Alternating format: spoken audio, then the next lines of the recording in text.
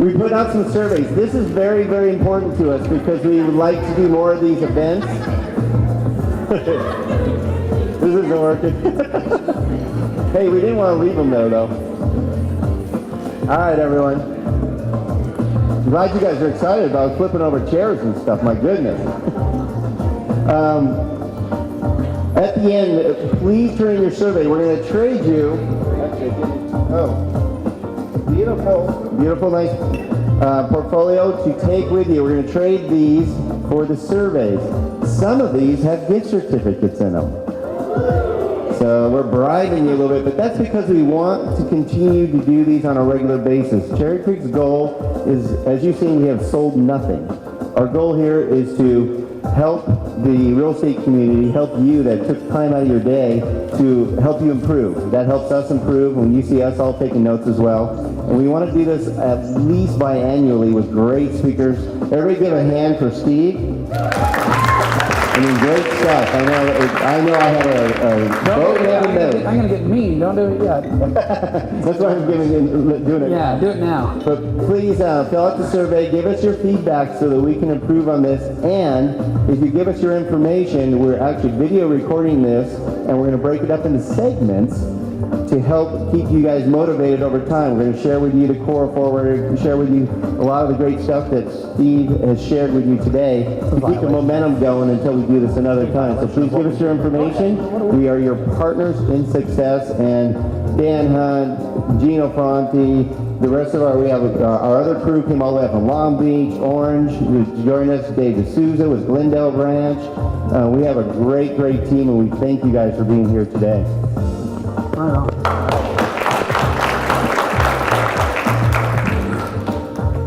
Okay, this is the part. Oh, we got music on. How do you turn that off? Well, it's kind of nice and all. I'd like to spend the next half an hour selling you things. See my timing? Sell. Goodbye. Have a good day. You know, I will tell you that this is no joke. There are at least 30 people that I don't know of that aren't here because they are convinced that you don't go to anything for free without being sold. And I got news for you.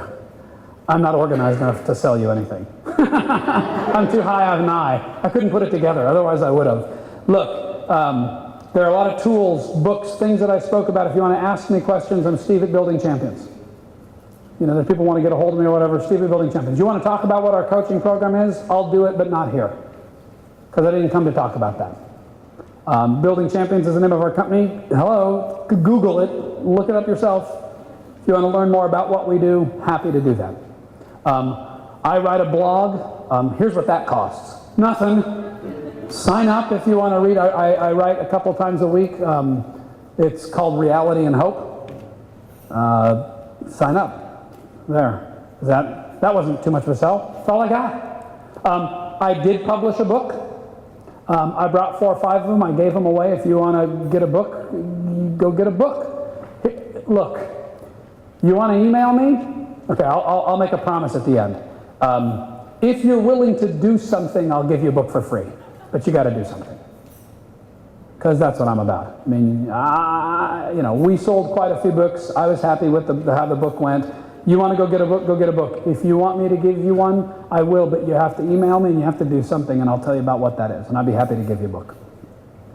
So, when I was talking to the Cherry Creek people about coming here, my style, my heart, hopefully my life, one of the things that I like to do is I don't travel very much and I don't speak very much because I told you guys I have kids, and so if what I'm coaching the world on and speaking to the world on is balance, the funny thing about speaking and traveling is it's traveling.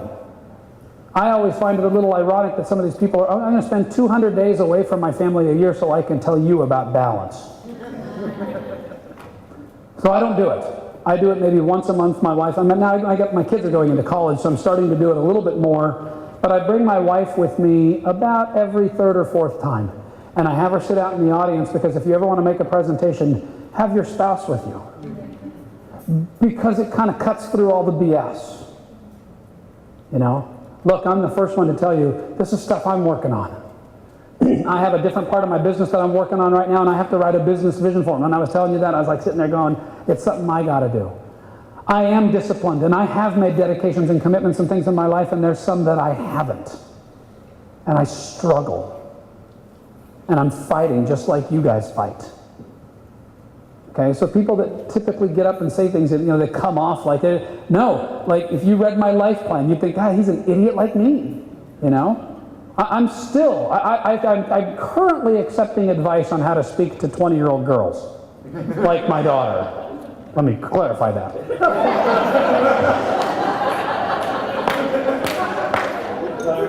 Wow. See, that's the kind of thing you wish you want the last 5 seconds back. Let me take that back.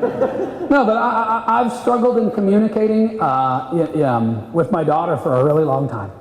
And I still struggle with it. I accept advice on that all the time. It's hard. It's just hard. I mean, women are all, you guys are all just one giant mystery to me. I don't know. But it's something in my life that I'm really, really struggling with. Look, if you have kids, you're going to have something in your life you struggle with. And the irony is that it's always fun to use kids as examples because you're kind of looking at a group of people, if you haven't figured it out yet, you are kids. We're just bigger versions. Really. And so the examples that we have and all of that. So when I was working with Cherry Creek to come out here, and Stacy Harding, who's the national production manager and the people that own this company, I don't like to snow anybody. I'm just going to tell you the God's honest truth. Here's some transparency. Ready? Transparency is me telling you something about me that you wouldn't know unless I told you. Vulnerability is a way different thing, and it's just a deeper level, but I'm going to be transparent with you. If I could, I would have spent all morning telling you about life planning. I would have spent the entire time going over life planning. If I could, I'd come back and do an entire day going through the power of writing a really, really meticulous, careful, thought out, wonderful life plan for yourself. Really, it's kind of ironic that, I do this at the end. 12:30 is what we said. It's already close to noon. I told you I'd let you go a little bit early. Maybe I have 20 minutes. And just to give you a little piece of my heart, I'm a little broken about the fact that I have 20 minutes to talk to you about life planning. Because if there was ever anything that I saw changed people, it's this. You want to write a great business plan? You might want a one-page thing, go do it because it's going to be helpful to you. You want to get better at time, read books about it, it'll be helpful to you. You want to have a clear and compelling vision? Do it because it's going to be awesome. You want things to change in a hugely meaningful, productive, positive way, write a life plan.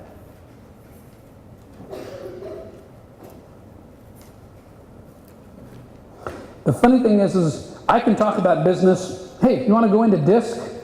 Fun.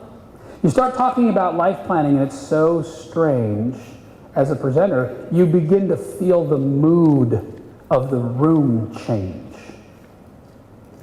Now, as a guy, again, I'm primarily a coach, but again, I've presented enough. I think I can do this. Sometimes when you're presenting, I don't know, any of you presented, like you want to kind of read people. How are y'all doing, right? And so the first time I remember, this was quite a few years ago, I was in Boston, of all places, and I was coaching on life planning, and you feel this kind of like, whoa, I don't know if it's just heaviness.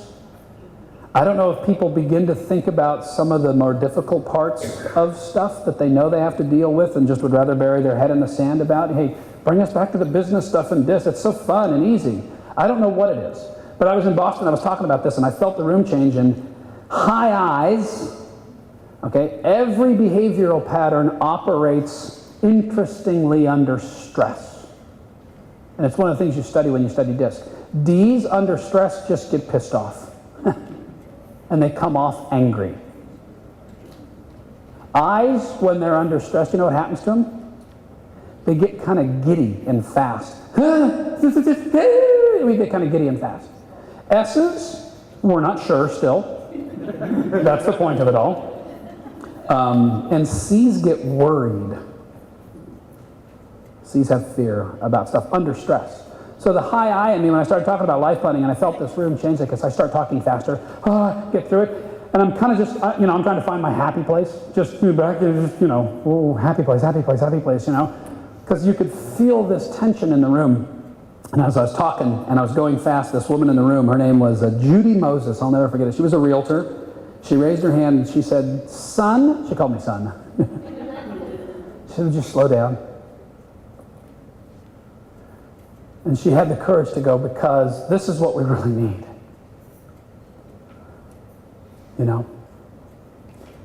I have this, from Martin Luther King, I have a dream. I have a dream that I could be able to go out and speak to people about life planning, and every single person in the room would take our tool, which I have one printed for you in your binder, and it's electronic. I'll give it to you in any format you want, and you would actually take the time to go write a life plan. See, because if I just said, write a life plan, most people go like, where does that even begin? How do you do that? So again, with the time that we have, I'd love, you want to tell Cherry Creek to bring me back, I'd love to come back and go piece by piece with you. The tool does that. It includes writing a eulogy, which is an extremely, extremely difficult exercise. It includes picking the things that are important in your life and writing them down as accounts. Stephen Covey, again, a guy that I've read a lot about, and he called them big rocks in your life. And he does this exercise where he puts rocks in a jar. You ever seen this exercise? And then he puts smaller rocks, and then sand, and then water. And he says it's a picture of your life, but the sand and the water represent all the busyness and urgency, and the rocks are the important things, and you cannot do the exercise in reverse. It doesn't fit. And that's why we're missing things like relationships, our families, marriages, health,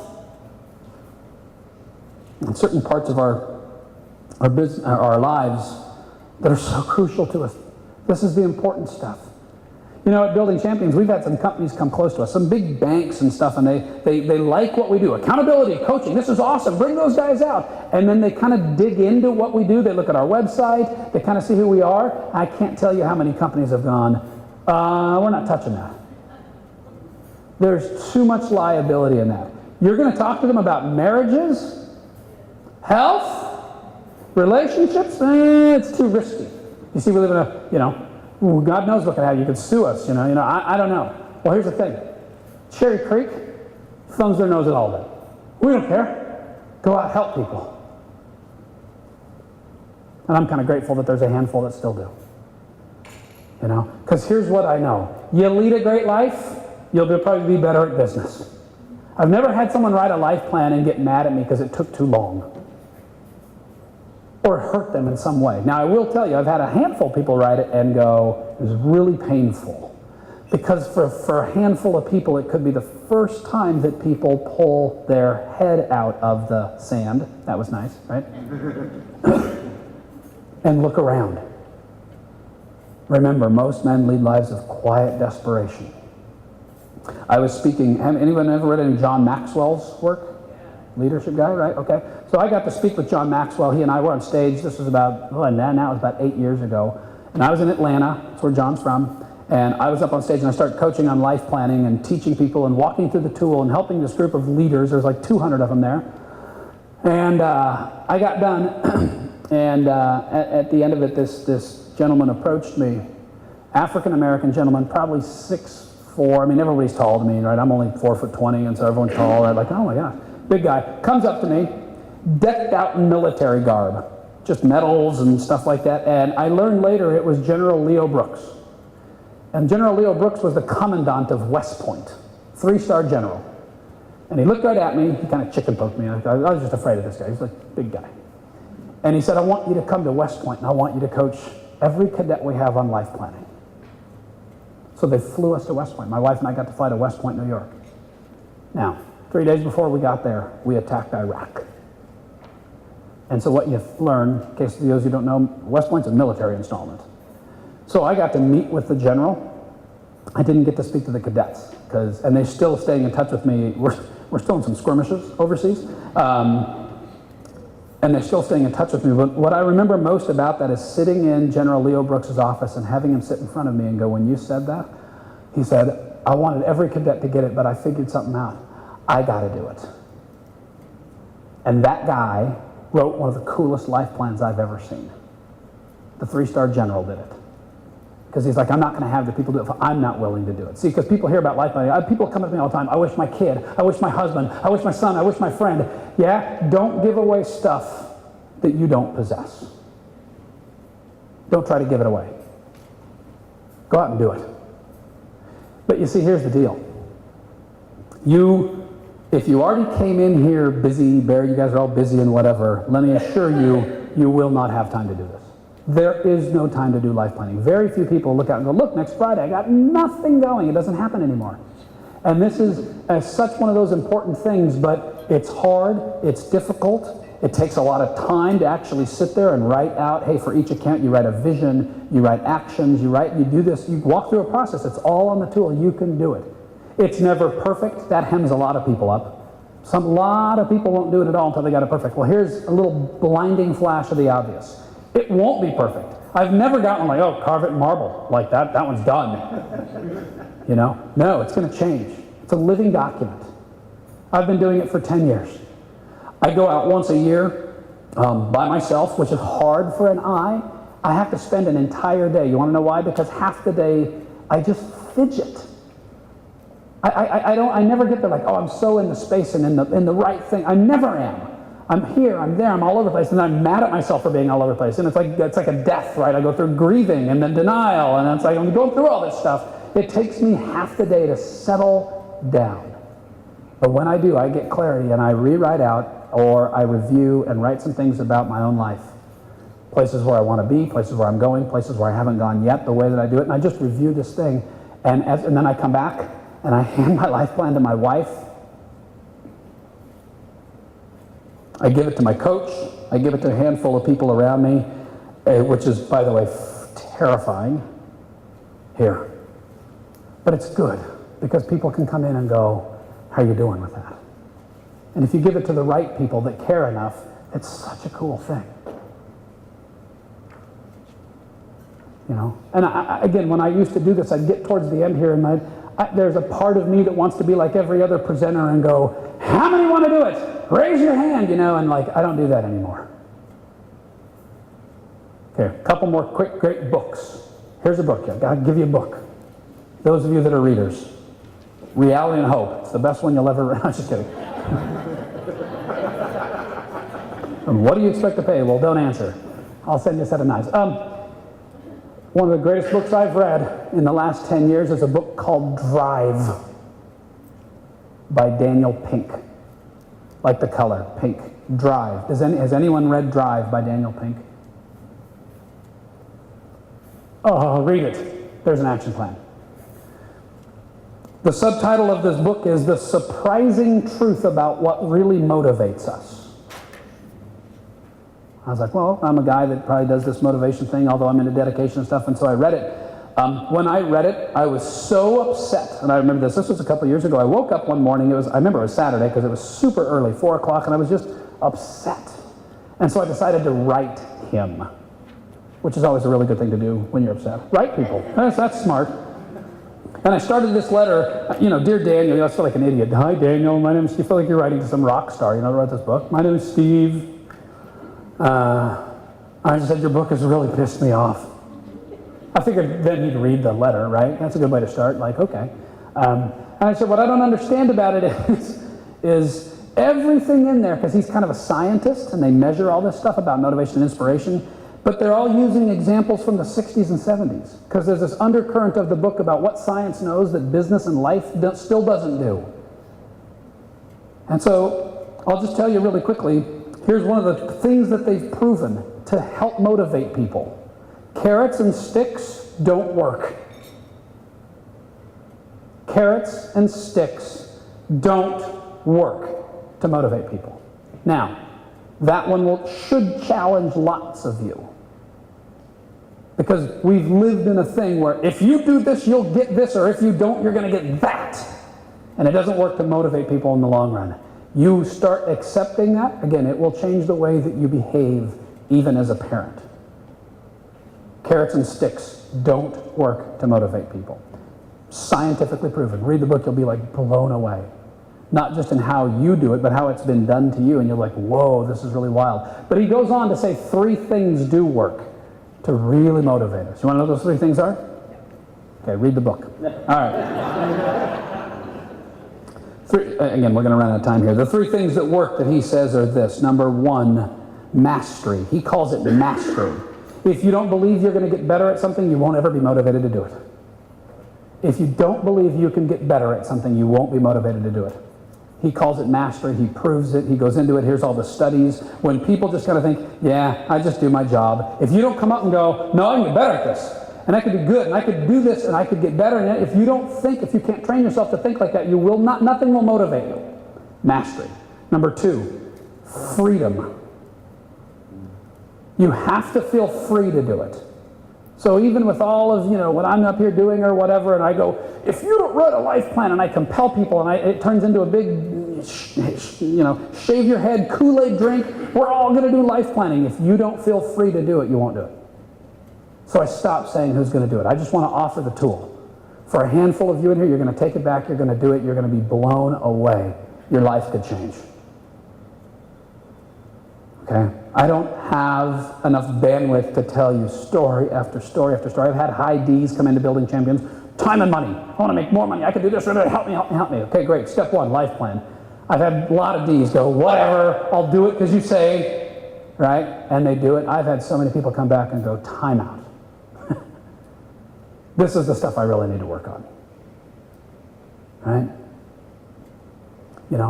Here's one. If your relationships are bad and your health is really bad and you don't feel good about yourself, no amount of accountability could help me help you go call on other people effectively over time.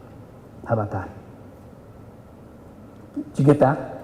So people come in, why don't I do that? Because you don't even like you. Why would anybody else?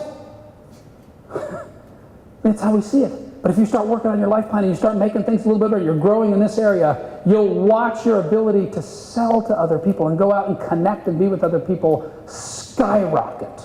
And that's what life planning is trying to do. It's not just about business, but even what we titled this thing, the best business plan you'll ever write. It's right there. Write a compelling life plan.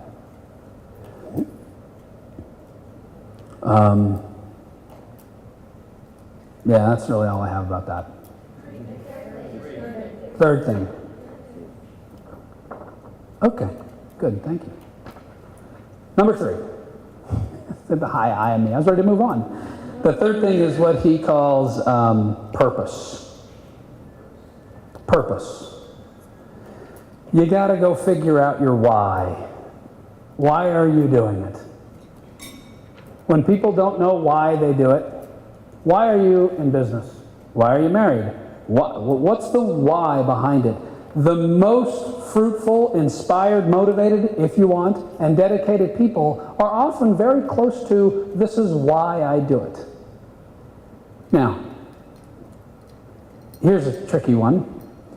If you're in real estate or mortgage banking and your core, corazon, why, right? Because when you start talking about purpose and why, it starts going to right here. So in fact, you hear that. You ever heard a company do core values? You ever heard core purpose? Corazon. What's your heart's purpose for doing this? What's your why? So when you work with people, and people will be honest with you, and they finally just go, okay, here's my why. Money. I do this to make money.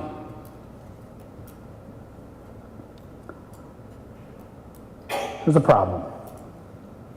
If you do this to make money, if it's your core, I didn't say making money was important, because it is. If it's your core, check this out. You're either gonna, 2 things, I call it the dichotomous road of just your core of making money. You'll either become a very elaborate liar, or you'll be a very, very broke truth teller. Because you know what you learn to do? And I'm talking about when money is your core. It's why I do this business. It's why I sell homes. It's why I'm in mortgage banking. It's it. It's my core. But you know not to tell that to people. So the elaborate lie is we're about service and we care about people and we love this, we love that. That's not it. it's about money. Or you could be taking a shower one day. We get a lot of good ideas in the shower. I could tell you about why that is, serotonin and the things that release in warm water and rhythmic water. You didn't know that? Write it down. Think in the shower, because you get a lot of really good ideas in the shower. So, you're thinking in the shower. How many people get really good ideas in the shower? Yeah, there's a physiological reason for that, so you'll take more showers later on. So, you'll be the cleanest people on the planet, too. So, you could be in the shower one day and go, you know what? I'm sick of that. I'm going to tell people why. Here's why I want you to do a listing with me. Ka-ching. For me. Just thought I'd tell you the truth. It's the core thing. I don't care about you. I don't care about you. Ka-ching for me. But who goes, well, throw up a sign. Right? So you will be broke if you tell people the truth. So the only way out of that is to dig deeper and find something deeper than just money. Because you can't live that long in that lie. Or you could tell the truth and you won't live very long in the business. Get it? But it does get tricky because money fits somewhere. Because that could come off sounding like, well, then do it for free. No. Charge. And charge appropriately. But don't do it as your core for money. Do your core for this stuff. I have clients, realtors, and mortgage people like, you want to know what their one of the unique selling propositions is? They've done a life plan, and they help other people in the process write a life plan. Have you had people come into your office to buy a home and you know, whether you've ever defined it like this or not, gone, holy smokes, how cool it would be if I helped them with a life plan. You don't even have to coach or teach it, just give it to them. Here, it's a really, really cool thing to do. You help enough people with life, you can get a lot. You can get a lot. All right, more questions. Does that make sense? Is it enough? Is that enough for me? Like, I don't know how to ask that necessarily. Like, I'm going to leave here. We're not going to sell you anything. And my entire purpose, and my why is the hope that enough of you will write a life plan that it matters. Because frankly, I'm not going to be around to, you know, see if you make a bunch of money or not or anything. I mean, I hope you don't. I think that'd be really, really cool. But if I could believe that a pretty good percentage of you would take this seriously and go write a life plan, you know, for whatever it's worth, that's why I do this. And I care. Yeah. I mean, the first thing when I was with Building Champions, you guys have us do is a life plan. And Yeah. it does help you with your business plan, without a doubt. It totally puts you in another direction. It makes it that much easier, without a doubt. It helps. It's not easy, you know. And you revise it, which is okay. You revise it, you go back. I look at some things, I call them gaps. I look at my own gaps, and I'm just kind of honest with myself about where I am. Sometimes I just have gaps. I just got all kinds of stories. I've had people, you know, one time, this one client of mine, I'll just tell you a really quick story. His wife called me. If I coach you and your spouse calls me, that's probably an issue, right? So this woman calls me who I'd never met, and she got through, my assistant, all that stuff, and I don't know if I thought something was wrong, and she introduced herself. She said, my name is Julie, and she said, Brian is my husband, and you coach him, right? I was like denying him. No. Like, this can't go good. And she just said, hey, I want to let you know he's never home. He doesn't come home till 9, 10 o'clock at night, every night. And my understanding was you guys wrote life plans, but she was mad, kind of at me. I don't know what he's paying for. What a joke. I mean, she was really upset, and I'm like, wow. So I called Brian. That's accountability. Dude, Julie called. We're going to have an honest conversation. And I pulled out his life plan. The guy was a man of faith, and he put God number 1. Number 2, guess who it was? Julie. Work fell somewhere down the road of health and kids, and you know, but he spent all his time at work. You know, and by the way, we all have an excuse for that, you know, especially those of us that have kids. They're going to understand. They're not going to understand. They're going to write a book about you when they're 30. It won't. We got to be with them. We got to spend time with them. Your kids, if you've never heard that, kids spell love, T-I-M-E. That's how children spell love. Did you know that? They don't understand. They're not going to interpret that like you think they're going to interpret it. We have to spend time with our families. We got to work too. I understand that. So I had this thing with Brian, and we kind of went on a plan, and it really helped him. And I made him go home every night at 5:30. That's a little trick of time. We didn't have time to go into the thing about time, but you want to get better at priority management? Limit your time. Don't try to add to it. How about that? Starting on Monday, go home every night at 5:30. Now, well, here's what first happens. It sucks. It's no good and it's hard. But your brain starts reversing itself going, I only have so much time to get done. It's the day before you went on vacation theory.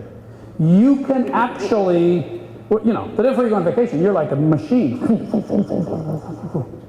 Okay? But if you go home, if you limit your time and you'll stick to it, it's not fun, it's not easy, but your brain starts to think of ways to do stuff. And let me tell you something.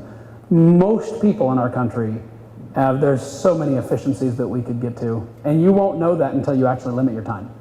And it's when people think, especially, this is an ID problem, by the way, we think extended time, have all the time in the world. When we add to it, we actually inadvertently make ourselves inefficient because we have this belief that there's more than there actually is, and next thing you know, you're really, really screwed up. But that's back to time. I want to leave here believing that what we did created a handful of you to go and write a life plan.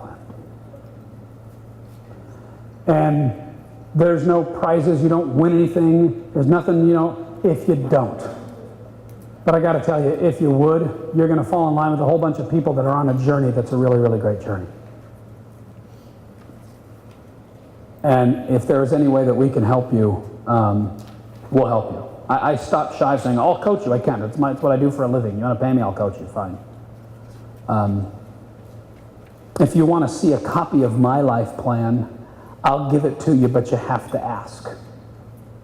Because I don't send it out in mass. And the only reason I'd send you my life plan is because some people can't visualize what that would look like.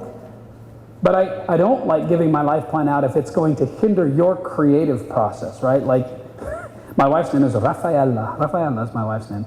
So if I get someone else's life plan back and their wife's name is Rafaela, I'm like going, that's remarkable. Get it? But you don't want to, I won't do that. But if you wanted to see one, I'd be willing to send you mine. And again, you're going to see that I have parts of my life where I'm broken and I'm working on it. But I hope you do one.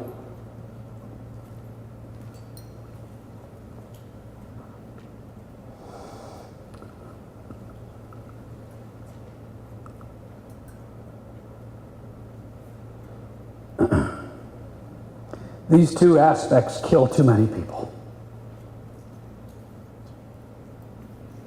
I was talking one time, I forget where I was talking one time, and I mentioned this, and I elaborated on more than I can today. And I was like, we've got to stop with fear and regret.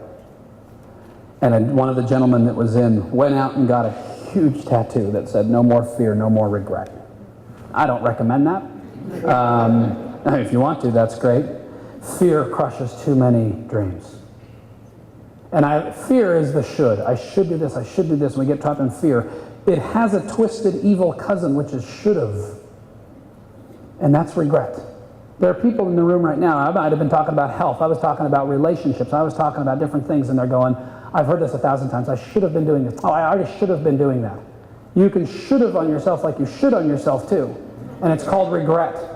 You want to have the courage to get back up on something that you failed at 20 times? Well, get back up. If it's selling in some way, if it's a relationship in some way, have the courage to get back up.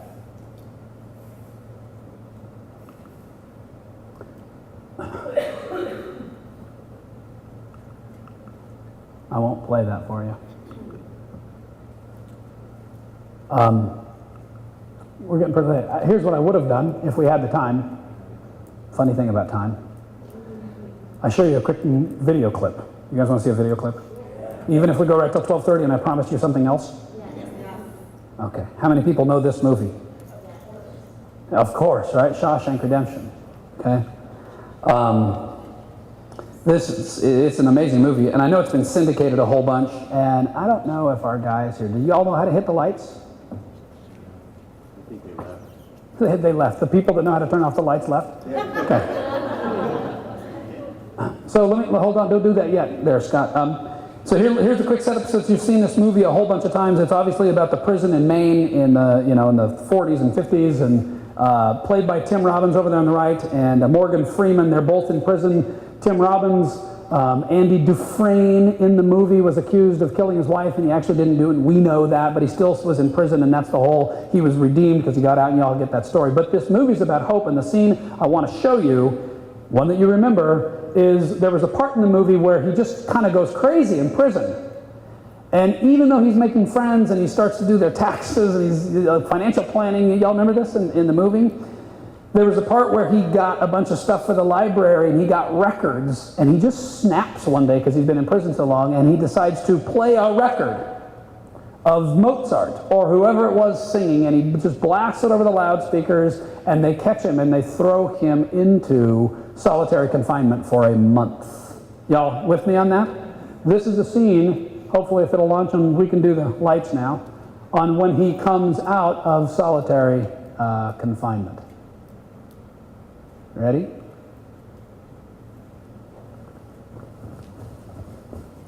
Wait a minute, let's get you some sound.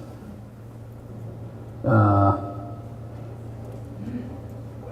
can take requests. Was it weeks in the hole? Easiest time I ever did. Oh shit. There's no such thing as easy time in the hole. For a week in the hole was like a year. Yeah, that's right. I Mr. Mozart to keep me company.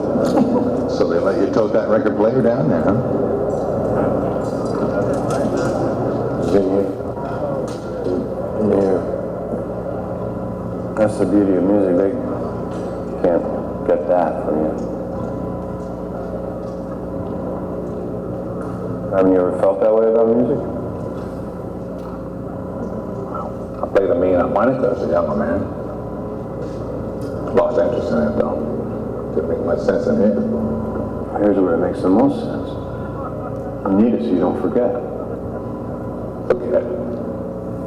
Forget that there are places in the world that aren't made out of stone, that there's something inside that they can't get to, that they can't touch. It's yours. Talk about it. Hope. Hope. Let me tell you something, my friend. Hope is a dangerous thing. Hope can drive a man insane. It's got no use on the inside. You better get used to that idea. Like Brooks did.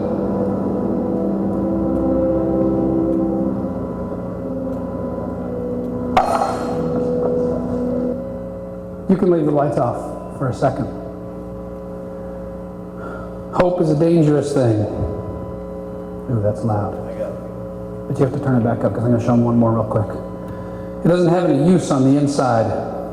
When you write a life plan, when you write a business plan, when you start to get back to planning, when you start to get back to people, when you begin to do things that you're dedicated to, you bring hope back. I've helped a lot of people, or at least I've encouraged a lot of people to write life plans, and when they will, an amazing amount of hope can come back to them. And remember that our own prisons, you could walk out of here today and not do any of this. Freedom. You have the freedom not to do anything, and you must remember that. I can't compel you. I won't force you. There's no follow-up. Are they going to do it or not? I can only hope that a lot of you write a life plan. But the movie ends, if you recall, you can crank that back up.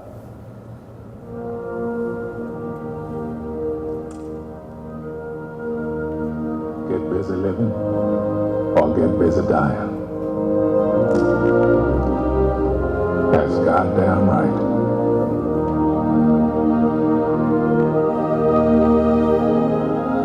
For the second time in my life, I'm guilty of committing a crime.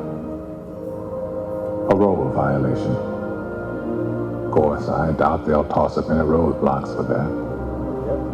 Not for an old crook like me. Fort Hancock, Texas, please.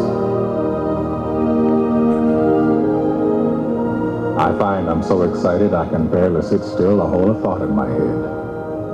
I think it's the excitement only a free man can feel. A free man at the start of a long journey whose conclusion is uncertain.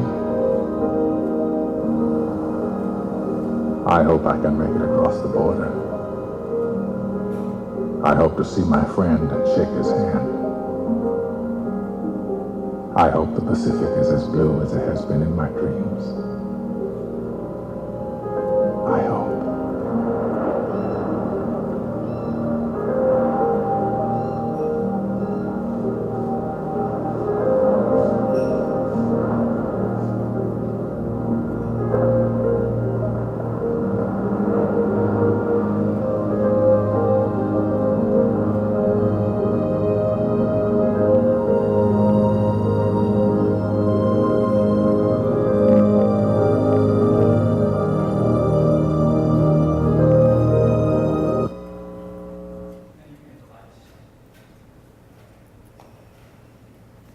If there's one thing I could ask you, that's hot. The microphone, the lav mic is hot.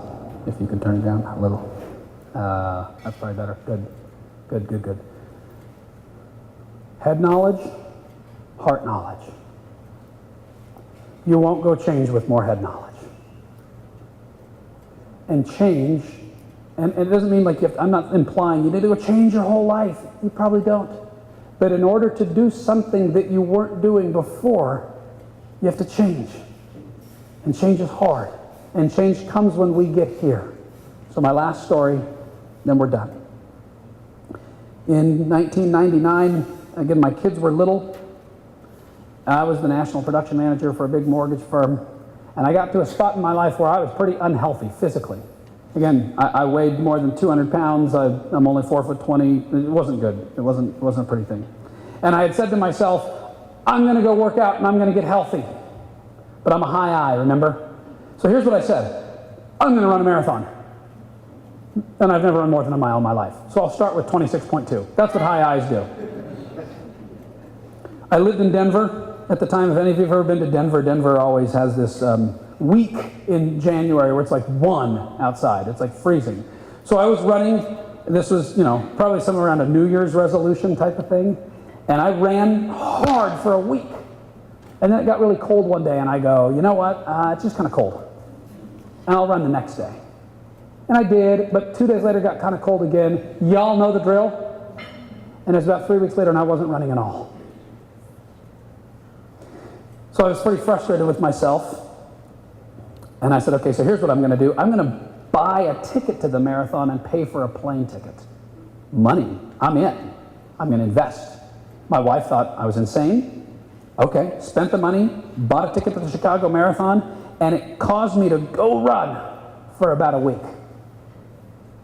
And then it didn't just die, it just kind of slowly petered away. And then you couple frustration with guilt and regret and anger. Do any of you ever feel this way about anything you've tried? Then I gave up. And it was about 2 or 3 weeks later, I learned about an organization in Denver, you learn that they're national, called the Leukemia and Lymphoma Society. Anyone familiar with this organization? So, I don't know where I saw it, probably somewhere, I don't know, that they have a coach, and if you run for the Leukemia and Lymphoma Society, they pay your way to the marathon, and they give you a coach and you run with people, and I thought, this is my ticket, and if nothing else, oh, you have to raise money for them. But that's easy for me. I'm a groveler, so whatever. I can grovel for money. I'd at least make my money back, and I started running thinking, this was my ticket. And I stopped. After about 2 weeks, again and again. I can't tell you how many times I fell off that horse. Until one night, this society held a gathering, party, whatever you want to call it, that they call a patient honoree gathering, where you get to, as a runner for the Leukemia and Lymphoma Society, meet someone or somebody or people or whatever, which is kind of funny because guess what? They're all around us right now. But I met this little girl, and she was 8 years old, and her name was Katrina. And she's bald. And she'd been in chemotherapy for 5 years. She's 8, since she was 3. And I remember sitting at this party, telling her how hard it was for me to run. And I just had this bizarre out-of-body experience looking at this little girl, telling her how hard it was for me to run.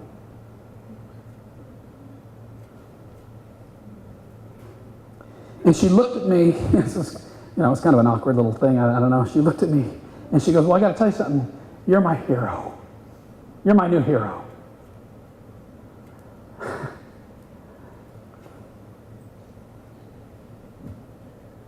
Like that. Since 2000, I've run 15 marathons. I've raised more than $190,000 for the Leukemia Lymphoma Society. Don't clap for me, you'll be donating to me in no time flat. Clap for you. Because one little girl got me to go here. The money didn't do it. My motivation didn't do it. My desire didn't do it. Something had to happen here. And it did. And I'm still running for the Leukemia Lymphoma Society. Last year we ran the New York Marathon. I ran it for the 4th time. I'm not very fast. I'm not going to beat any Kenyans. It doesn't matter. If you leave here today, leave doing something from here. And if you need to be up here still, you're going to get knowledge, the business plans, all this stuff, it's okay. This isn't bad, but until you go here, you won't change. And if you don't change, you know what's going to happen? Nothing crazy. Bad stuff won't happen to you. This isn't some bad email. If you don't do that in 20 things, no. But we'll probably keep repeating patterns. But if you do go here, wow, I tell you, some really amazing things can happen. So I told you I wasn't going to sell you anything, and I am right now, right here. Ready? Use Cherry Creek Mortgage. How's that? And my challenge to the Cherry Creek Mortgage people, because there's this whole thing about, like, don't put all your eggs in one basket. I just say, pick a great basket. If you can find someone who cares more about your life and your business and wants to help you better and more than Cherry Creek, then use that person. How's that? That's my challenge to the Cherry Creek people. May you guys rise above and be great. If there's anything that we can do, I hope you write a life plan. Just like Morgan Freeman. Isn't it funny? He said, hope's a dangerous thing. Stand over here, and that movie ends with, I hope I see my friend. I hope the ocean's blue. I hope. Hope's a good thing. And you guys started that way. You wrote your list out of things that you're grateful for. Go out, have hope. I'm really grateful to have been with you. I'm sorry I took you a little bit over. If there's anything I can do, let me know, and I'm grateful. Thank you. Give it up for Steve.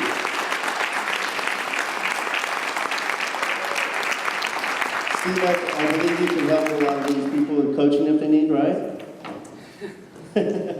Go to Building Champions. They're amazing if you guys are looking for coaching. They've helped me a lot. They've changed my career. I actually left the industry for a while, and then they taught me how to come back and enjoy it more than ever, and I am enjoying it more than ever because I am part of Cherry Creek and my great team. I want to thank Scott Houlihan for helping us put this on.